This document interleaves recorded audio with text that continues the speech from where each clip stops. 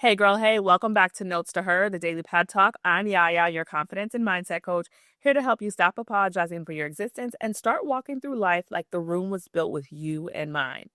Now, before we dive in, go ahead and hit the follow or subscribe so you don't miss a single note. I like to drop little truths that show up right when you need them. And if you've been listening this season, you already know we've been doing some real inner work.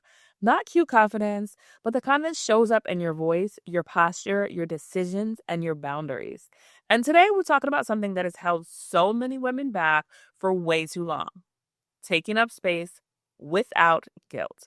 Because shrinking might familiar, but it is not your birthright.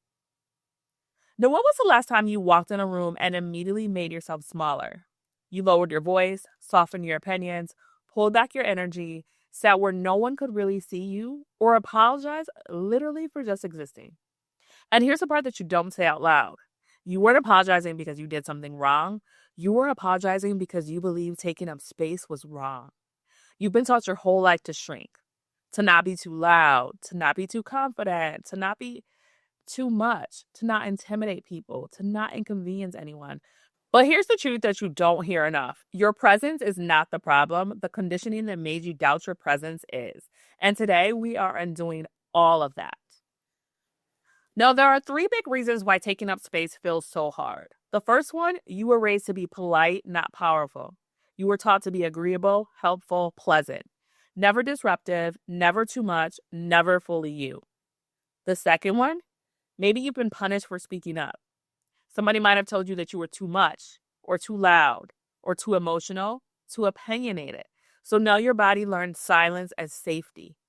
And then the last one: you've learned to protect relationships by shrinking yourself because being smaller felt safer, more accepted, less risky. But the truth is, shrinking doesn't protect you, it erases you. And you deserve so much more than that. I want to tell you another story about my former client, Danielle. You may remember her from Note 21. She's a brilliant woman, smart, creative, driven, a mind full of business ideas that could change her entire life. But you know what kept her stuck? She was terrified to take up space. She was terrified to be seen, terrified to be judged, terrified that someone might think that she wasn't qualified enough. So she dimmed her light so much that she eventually convinced herself that she didn't even have one. But once we started working together, once she learned how to trust her voice, claim her worth, and step into rooms like she belonged there, she truly blossomed. Her self esteem grew, her voice got stronger, her confidence stopped whispering and started speaking up. She stopped worrying about who might judge her and started focusing on who needed her talents. She launched her business, she started sharing her work, she took up space with confidence and not apology. And one day she said something that I will never forget: I was shrinking while watching other women stretch. Oh, that's when she realized other women weren't her threat, her self doubt was. Now, here's how you want to step into rooms like you were meant to be there and channel that boss energy that I was able to help Danielle embody. Step number one: claim your physical space. Sit at the table, not in the corner, not on the wall, not on the outside, not pretending to be invisible. Shoulders back, chin up, deep breath. This signals to your brain, I belong here, and your seat is not negotiable. Step two: take time when you speak. No more rushing through your sentences like you are inconvenienced. No more apologizing before or after your ideas. Say what you have to say with intention. Here's what I think. My perspective is. I'd like to add something. You don't need to earn the right to speak, you already have it. Step four: drop the unnecessary apologies. Replace "sorry, quick question" with "I have a question." Replace "sorry to bother you" with "I need support with." Apologizing doesn't make you rude, it makes you confident.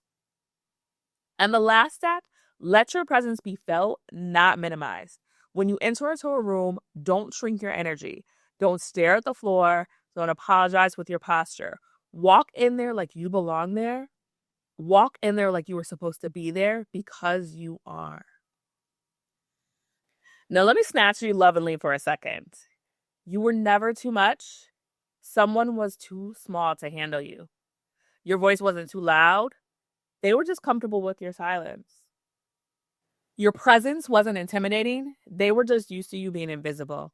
Your needs aren't inconvenient. They just benefited from you ignoring them. You, you are allowed to take up emotional space, physical space, spiritual space, mental space. You are allowed to walk in your fullness, your brilliance, your softness, your power. You do not need permission to exist loudly. And the day you stop shrinking to keep peace, ooh, your life will shift. So here's what I want you to do today and every day afterward. Take up space guilt free, not aggressively, not apologetically, just fully. And if this note hit something for real for you, if you were tired of shrinking, tired of second guessing, tired of biting your tongue, then I invite you to join the 7-day Confidence and Style Visibility Challenge that my friend Tiffany, who's a stylist, and I are hosting January 12th through 18th. For 7 days, we are helping you step into the loudest, clearest, most confident self inside and out. Now, here's the vibe for the week. We're going to be doing confidence resets so that you stop dimming yourself, visibility shifts so that you learn your power color, so that you are finally comfortable with being seen, boundaries that protect your energy and your peace, and outfits that signal authority, inner critic rewiring so that your self talk stops sabotaging you and you learn which clothes make you feel like her. Identity work that helps you show up as the woman that you are becoming, and style guidance to align your presence with your power. Every day, you're going to get one small action item that builds real momentum. So, the confidence isn't something that you just wish for, it is something that you practice. If you've ever felt invisible, overlooked, or too much, this challenge is literally built for you. It's powerful, it's fun, it's free, and you don't want to miss this energy. So, the sign up link can be found right in the show notes. And remember, you were never too much. You just needed a space that could hold you. Oh, and before you go, share this episode with a friend who needs to stop apologizing her way through life also. I'll see you in the next note.